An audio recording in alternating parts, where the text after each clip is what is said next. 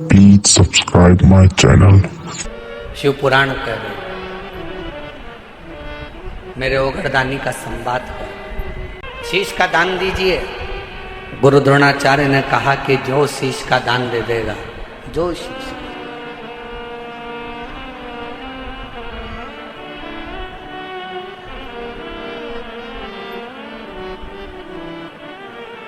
मेरे शंभू ने कहा, मेरे शंकर ने इस पवित्र कथा का आनंद कर रहा है। हस्तिनापुर शिव महापुराण की कथा करिए, जो शीश का दान देगा वो मुझसे शस्त्र विद्या सीख लेगा।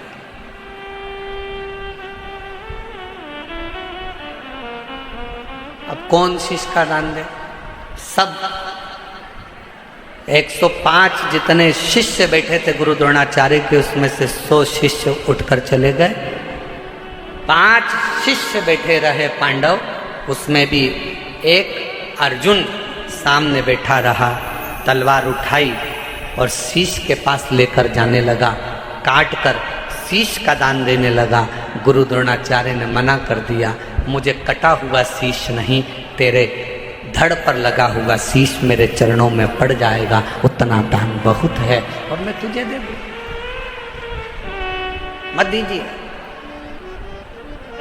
शंकर भगवान को तुम्हारा धन नहीं, वैभव नहीं, सत्ता नहीं, दौलत नहीं, शिव जी को केवल तुम्हारा एक लोटा जल शिव को समर्पित कर दो। एक लोटा जल भी नहीं हो तो 3 बार ताली बजा दो। वो भी नहीं है तो मुख से बम बम बोले बोल। ये भी नहीं बोल सकते तो मुख से हर हर महा, इतना कर सकते, कुछ नहीं। जिस दिन अहंकार छोड़कर, अभिमत्ता त्याग कर, अभिमान का त्याग कर कर, जिस दिन अहंकार को छोड़कर तुम शिव की ओर बढ़ोगे, शिव तुम्हें प्राप्त हो जाए। हस्तिनापुर शिव महापुराण की कथा में हस्तिन नाम का जो राजा था वो शंकर का परम उपासक था, जिसने इस राज्य को बसाया था।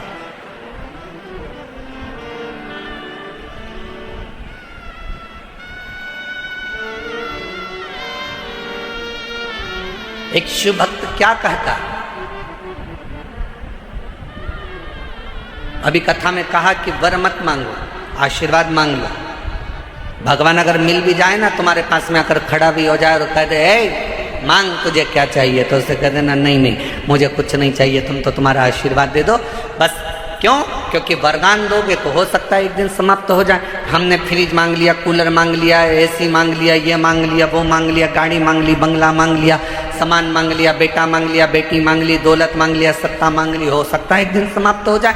पर यदि आपका अगर आशीर्वाद होगा तो ये कभी समाप्त होने वाला नहीं है।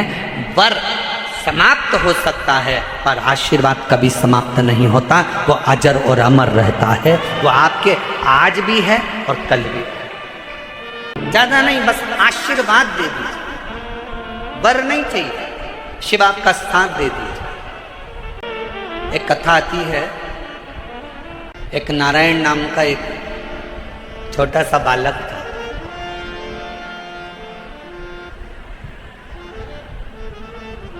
सोमवार अष्टमी की कथा है, आप लोगों ने पढ़ी भी होगी, स्मरण में भी होगी। एक नारायण नाम का छोटा सा बालक है जिसकी अवस्था 7 वर्ष की, केवल 7 वर्ष की अवस्था। और ये सोमवार अष्टमी की बड़ी सुंदर कथा आज स्मरण में आई है, तो आप लोग और हम लोग उसको श्रवण करें। और कभी अगर सोमवार की अष्टमी पढ़े तो इस कथा का मनन चिंतन उस दिन जरूर करना। एक नारायण नाम का छोटा सा बालक जिसकी अवस्था 7 वर्ष की। पिता इसका जन्म होने के बाद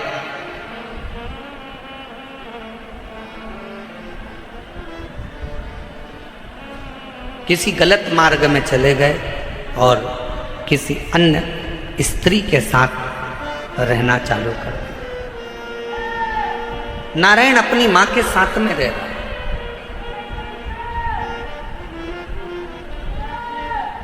और छोटी सी अवस्था से नारायण बार बार बार बार बार बार पूछता रहता है।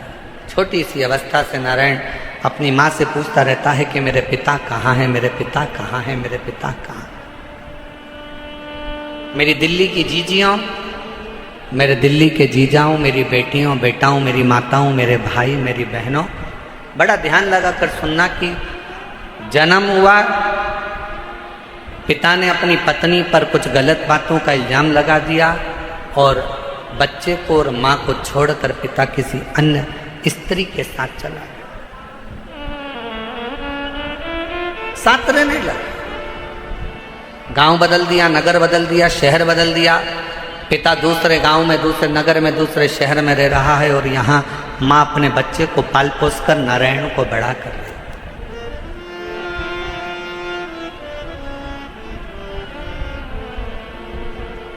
छोटा सा बच्चा जैसे जैसे बड़ा हो रहा है, छोटा सा बच्चा जैसे जैसे बढ़ता जा रहा है वैसे वैसे अपने पिता के बारे में पूछता जा रहा है, माँ मेरे पिताजी कहाँ हैं, माँ मेरे पिताजी कहाँ हैं।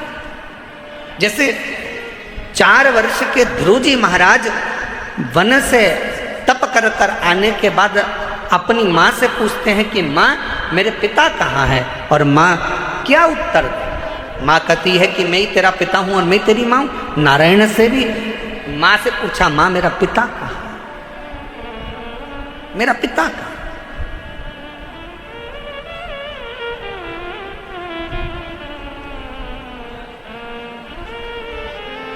एक दिन गुस्से में आकर माँ ने कह दिया, क्या पिता पिता पिता पिता पूछता रहता है, क्या दिन भर पिता का नाम लेता रहता है। मैंने तुझे पाल पोस कर बड़ा करा, कभी मेरा भी नाम लिया कर, क्या पिता का नाम लेता। सोमवार की अष्टमी की कथा कहती है कि पिता का नाम लेते हुए बच्चे को माँ ने एक दिन खूब डांटा, खूब फटकारा, पर बेटे की चित्त वृत्ति से पिता का स्मरण जाता नहीं, पिता का स्मरण नहीं जाता। माँ मेरा पिता कहाँ है, बच्चे ने फिर चित पकड़ी। आखिरी में माँ ने तुरंत चिल्लाकर कह दिया, पिता पिता कहता है, ये सामने जो पत्थर पड़ा है, सामने जो भाटा पड़ा है, सामने जो कंकर पड़ा है, सामने जो पत्थर पड़ा है, यही तेरा पिता है। मेरे पिता का नाम क्या है। माँ ने कह दिया, तेरे पिता का नाम तो वो देव अधिदेव महा। ध्यान देना जरा, मेरी दिल्ली की जीजियों, मेरे दिल्ली के जीजाओं, मेरी बेटियों, मेरी बेटाओं, मेरी माओ, ये भारत की वो भूमि है, ये भारत की वो धरा है। ये कोई साधारण सी भूमि या साधारण सी धरा नहीं है। 7 द्वीप, 245 देश और 4200 धर्म हैं पूरी दुनिया में। 7 द्वीप, 245 देश और 4200 धर्म पूरी दुनिया में है। और उसके बाद भी अगर आपका जन्म भारत की भूमि पर हो जाए और उसके बाद भी आपका जन्म सनातन हिंदू धर्म में हो जाए, तो भगवान को धन्यवाद देना कि तूने मुझे अच्छे कुल में पैदा किया। छाती तान कर चलना कि सनातन धर्म में तुम जन्मे हो। 7 द्वीप, 245 देश और 4200 धर्म होने के बाद भी ये भारत की भूमि सनातन धर्म और सनातनी बनकर अगर हम पैदा हुए हैं तो जी हमें गौरव होना चाहिए कि हम भारत माता के इस गोद में अपने संस्कारों से पोषित होते हुए उस महादेव की कृपा से जन्मे हैं। उस महादेव की कृपा से जहाँ हम अपने रिश्तों को पहचानते हैं, अपनी माता को माता कहते हैं, पिता को पिता कहते हैं, भाई का संबंध रखते हैं, बहन का संबंध रखते हैं, काका काकी का संबंध रखते हैं, नाना नानी का संबंध रखते हैं। सारे रिश्ते हम निभा कर चलते हैं। कोई दूसरे देश में इतने संबंध नहीं निभाए जाते जितने संबंध हमारे भारत की धरा पर एक सनातनी निभा कर चलता है। भारत की भूमि पर एक सनातनी निभा कर चलता है। वो संबंध। और कोई अच्छे संबंधी तो हैं तुम्हारे?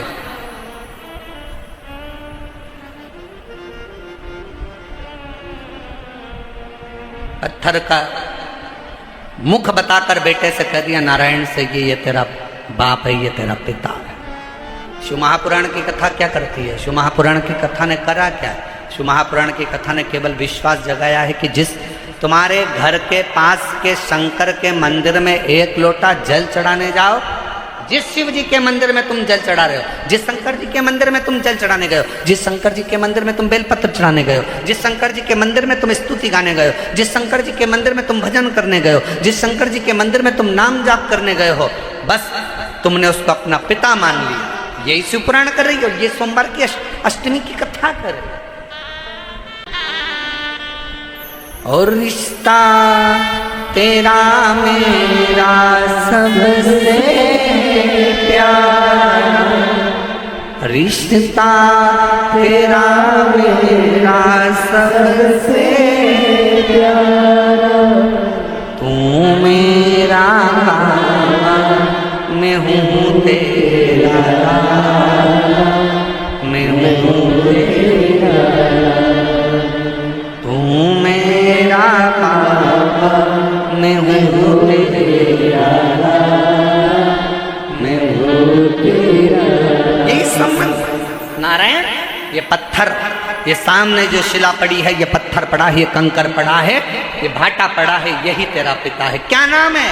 बता दिया, इसका नाम देवाधिदेव महादेव। बता दिया। घर के कई माताओं ने अपने बच्चों को भेज दिया, एक लोटा जल लेकर जाओ शंकर जी के मंदिर में जल चढ़ाओ। माँ वहाँ पर शंकर जी कहाँ है? तो कि ये जो शिवलिंग है यही शिव है, यही पिता है, यही सर्वस्व है। आज मैं हूँ कल नहीं, आज संसार है कल नहीं, और ये शंकर हमेशा रहेगा, तेरा साथ देगा। तो इस पे जल चढ़ा, समर्पित कर एक लोटा जल।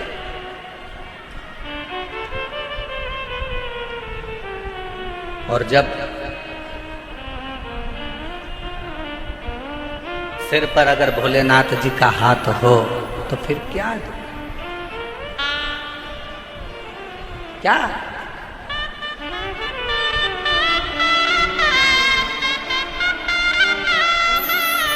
जब स्वयं शिव तुम्हारे मस्तक पर हो तो फिर क्या दो?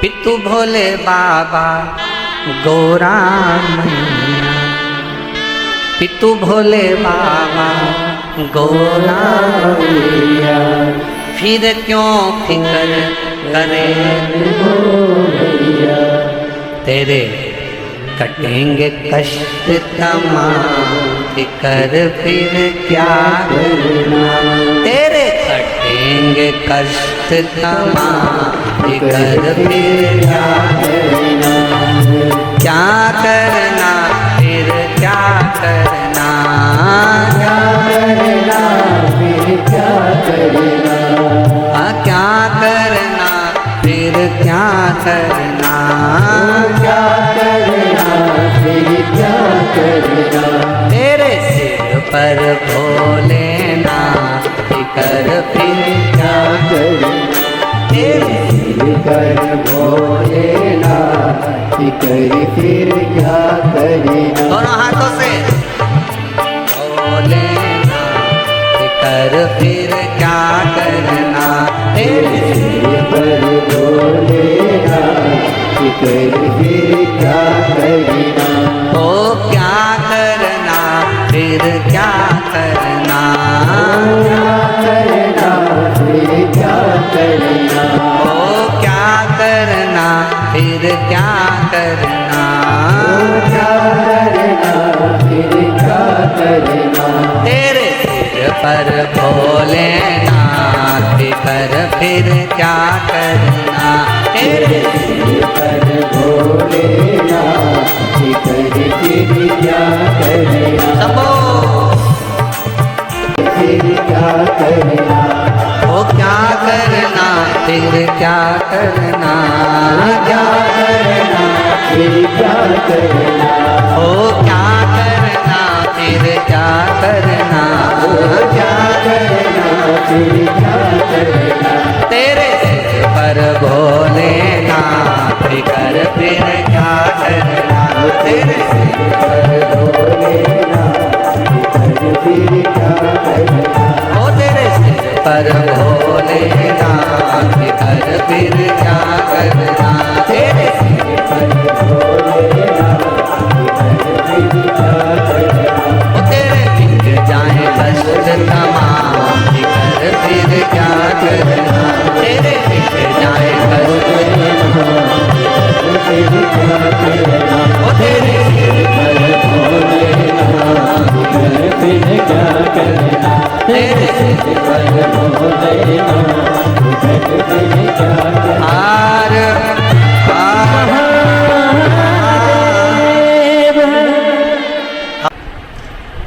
क्या इस पत्थर में भी परमात्मा हो सकता है?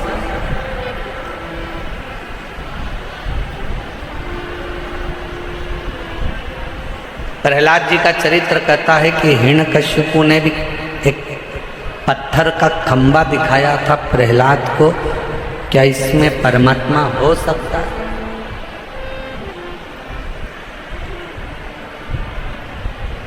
यदि विश्वास पूर्ण है तो शिव मिलता जरूर है।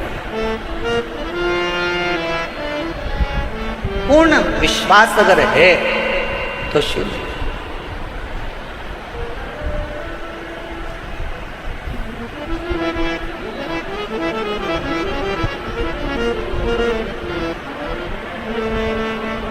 हम पहले भी कथा में कहे, आज फिर कह रहे हैं,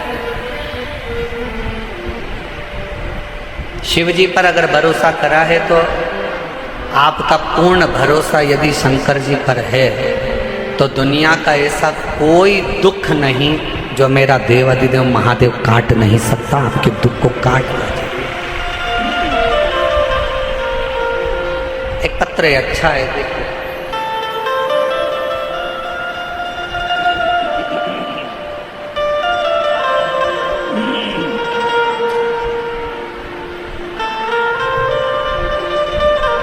मेरा नाम पूजा शर्मा है, मेरे पति का नाम मनीष शर्मा है। मैं दिल्ली बुरारी संत नगर में रहती हूँ। मेरा मोबाइल नंबर ये है, अगर कहीं बैठे हों तो हाथ हिला सकती हैं। अगर कहीं बैठी हों तो हाथ हिला सकती हैं। और अगर साथ में बच्चा आया है तो लेकर आ सकते हैं। गुरुजी, मेरी शादी को 10 साल हो गए थे, संतान का सुख नहीं। दिल्ली का कोई ऐसा हॉस्पिटल नहीं जहां डॉक्टरों को हमने दिखाया नहीं। गोद भी भरवाई, डॉक्टरों के हिसाब से मैं मां नहीं बन सकती। संतान का सुख नहीं था। कोई बच्चा मेरी गोदी में आकर बैठ जाता था तो लोग उस बच्चे को उठा लेते थे, क्योंकि लोग मुझे बांझ कहते थे। इतना अपशब्द लोगों ने ताना दिया, अपशब्द कहे गुरुदेव, ताने पर ताने दिए जाते। दुख इतना था कि भगवान के सिवा किसको कहते। एक दिन मेरे ससुर जी मुझे एक पंडित जी से बोले कि मेरी बहू के यहाँ संतान नहीं है, तो पंडित जी ने भी एक ही बात कही कि एक काम कहो, टीवी पर आस्था चैनल पर सियोर वाला महाराज कथा करता है। शिव महापुराण की कथा अगर आसन लगाकर टीवी के सामने बैठकर भी अगर दिल से सुनी जाए और सफेद आंकड़े की जड़ का प्रयोग करा जाए, या किसी पंडाल में बैठकर कथा को सुना जाए और बाबा से झोली पसार कर मांगा जाए तो जरूर। मेरे ससुर ने पंडित जी से कहा कि डॉक्टरों ने मना कर दिया कि ये कभी मां नहीं बन सकती। पंडित जी कहने लगे, एक बार अगर कथा के पंडाल की अगर रज भी उसके उदर पर लगे तो उससे भी फल मिलेगा। आपकी कथा नासिक में 2023 में चल रही थी, तब हम उस कथा को सुनने के लिए पंडाल में बैठ गए। सफेद आंकड़े की जड़ का प्रयोग करा और बाबा की ऐसी कृपा हुई गुरुदेव। दुनिया के लोग कहते हैं क्या कथा के पंडाल में बैठकर जो मांगा जाता है वो मिलता है, पर मैं छाती ठोक कर कहती हूँ कि कथा के पंडाल की रज जीव का कल्याण जरूर करती है। और 14 नवंबर 2024 को मेरे घर में 10 साल के बाद संतान की प्राप्ति। गुरुदेव, मैं माँ नहीं बन सकती थी क्योंकि मेरी रिपोर्ट में यह था कि मैं माँ नहीं बन सकती, पर मेरे बाबा ने मेरे ऊपर कृपा करी। मेरे बच्चे का मैं फोटो भी लगा रही हूँ। तो 14 नवंबर 2024 को मेरे घर में पुत्र रत्न की प्राप्ति 10 साल की। और तेरी कृपा का भरोसा कब किस पर हो जाए, हम पर एक पत्र और अच्छा है।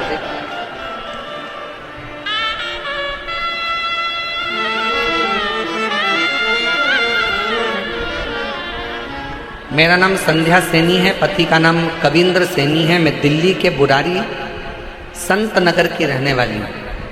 पत्र को आप लोग एलईडी पर पढ़ सकते हैं। एलईडी पर चल रहा है पत्र? एलईडी नहीं चल रही है क्या? अच्छा, एलईडी नहीं चल रही।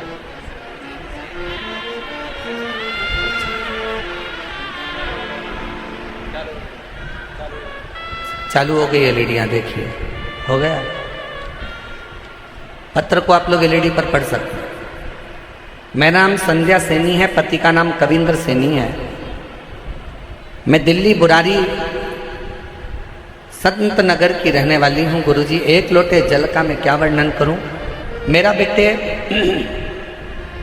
बेटा सीए का एग्ज़ाम दे रहा था, 3-4 नंबर से रह जाता था। 23 साल हो गए थे। बेटे ने आखिरी में हिम्मत हार दी और बेटा कहता है कि माँ अब मैं एग्ज़ाम नहीं दूँ। मैंने अपने बेटे से कहा, वो सीओर वाला महाराज कहता है कि अच्छी पढ़ाई करो, दिन रात एक कर दो, इतनी मेहनत करो कि रात दिन एक हो जाए। और फिर शिवजी पर एक बेलपत्र शहद लगाकर चढ़ाकर बाबा से विनती करो। मेरे बेटे ने आपका कहना मानकर टीवी पर कथा सुनकर बेटे ने पढ़ाई करना प्रारंभ करा। और अब की बार उसने कह दिया, माँ वो सीओर वाला बाबा बोला है कि पढ़ाई को 4 गुना करना। अभी तक जो मेहनत करी थी उससे 4 गुना ज़्यादा मेहनत करूँगा। और बेटे ने पढ़ना प्रारंभ करा। जो बेटे की हिम्मत हार गई थी उसने पशुपतिनाथ का व्रत किया और बाबा की कृपा से फिर वापस एग्जाम दिया। मेरा बेटा रोज शिव जी के मंदिर जाता, जल चढ़ाता, पशुपति व्रत करता और साथ में पढ़ाई में मेहनत करता। गुरुदेव, उसकी लगन इतनी हो गई कि वो रात दिन एक कर कर पढ़ता। और आप कहते हो कि मेहनत का फल बाबा देता जरूर है। और आज मेरा बेटा सीए बन गया। मैं बाबा को यहाँ धन्यवाद देने के लिए। शिव की उदारता इसी को।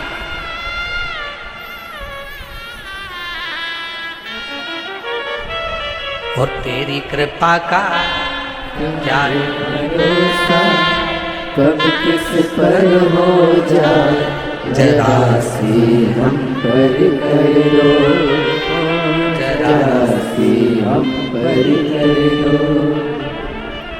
पापी हो चाहे जितना उसका भी बाबा उद्धार हुआ, उद्धार हुआ। जिस पर भी हो गई तेरी करुणा कृपा हो, भव पार हुआ, भव पार हुआ। आप जितने प्रेम से, जितने विश्वास के साथ, जितनी दृढ़ता के साथ, हम फिर निवेदन करेंगे मेरे बेटा बेटियों से, मेरे नवयुवक बच्चों से, मेरी बहनों से, मेरे जीजाओं से, मेरी बेटियों से निवेदन है, कभी हिम्मत मत हारो। एक कंपटीशन एग्जाम में बैठे हो, क्लियर नहीं हुआ, फिर वापस बैठो। दूसरा कंपटीशन एग्जाम क्लियर नहीं हुआ, तीसरा एग्जाम दो। तीसरा क्लियर नहीं हुआ, चौथा एग्जाम दो। अपनी हिम्मत को नहीं हारना। कभी ये मत कहना कि मैं ये नहीं कर सकती। तुम में से ही जितने बेटा बेटी यहाँ पर बैठकर कथा का रसपान कर रहे हैं, जितने टीवी पर कथा सुन रहे हैं, जितने आस्था चैनल पर कथा सुन रहे हैं, जितने फेसबुक यूट्यूब पर कथा सुन रहे हैं, तुम में से ही कोई बेटा कलेक्टर बनता है, तुम में से ही कोई बेटी एसपी बनती है, तुम में से ही कोई कलेक्टर, कोई आईजी, कोई डीआईजी, कोई कमिश्नर बनता है। बस तुम्हारी मेहनत तुम्हें 4 गुना बढ़ाना है तो एक दिन उच्च पद पर बैठ ही जाओगे, ये निश्चित है। आपका परिश्रम, आपकी मेहनत, आपकी लगन आपको मंजिल तक पहुंचाएगा।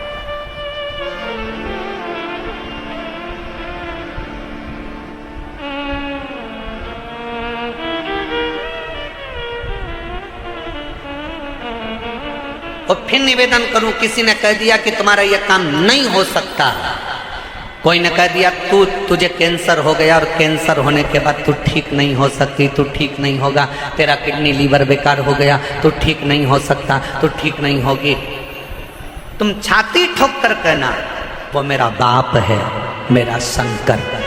एक दिन अगर कथा के पंडाल में बैठकर कथा सुनकर वहाँ की मिट्टी को मेरे शरीर पर अगर लगाई है तो मेरा बाबा मुझे ठीक कर कर ही रहेगा, ये निश्चित है, ये मेरा विश्वास। और देखो एक पत्र है,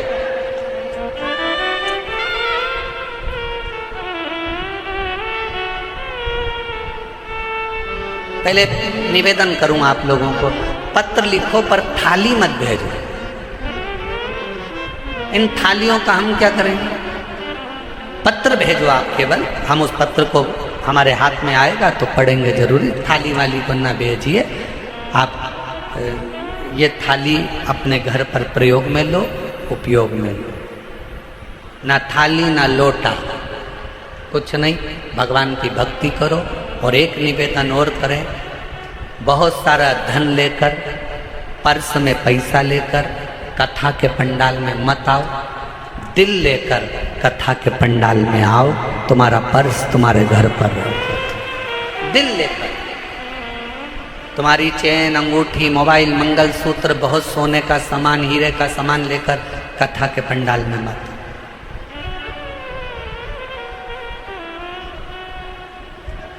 और यदि तुम्हारा कोई सामान चोरी होता है तो उसमें जवाबदार तुम हो। प्रशासन, समिति, कार्यकर्ता इसके जवाबदार नहीं होंगे, क्योंकि हम खुद मंच से आपको चिल्ला चिल्ला कर बोलते हैं अपना सामान घर छोड़ो, घर रख कर आओ।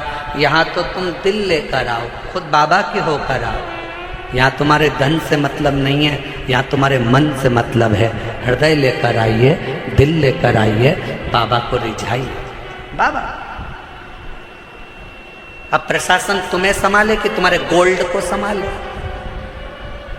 इसलिए निवेदन है, अपना अपना जो सोना चांदी हीरा पन्ना जो तुम्हारी चीज कीमती है उसको घर छोड़ दो, मना नहीं।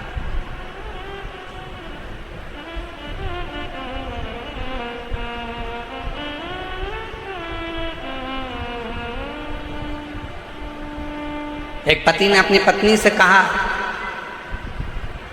अमरावती में कथा में, तू मुझे कथा में लेकर क्यों नहीं चलती? तो पत्नी अपने पति से बोली, सीवर वाले बाबा बोलते हैं जो कीमती चीज है उसको घर छोड़कर आओ। तो पति ने कहा कीमती चीज तो सोना चांदी होती है। पत्नी कहती है मेरी कीमत तो तुम हो, तुम इतने कीमती हो इसलिए तुम्हें घर छोड़कर कथा में चली जाती, तुम गोल्ड से भी कीमती हो। ये उसकी उदारता, ये उसकी कृपा, ये उसकी करुणा, ये उसकी दया। एक पत्र अच्छा है,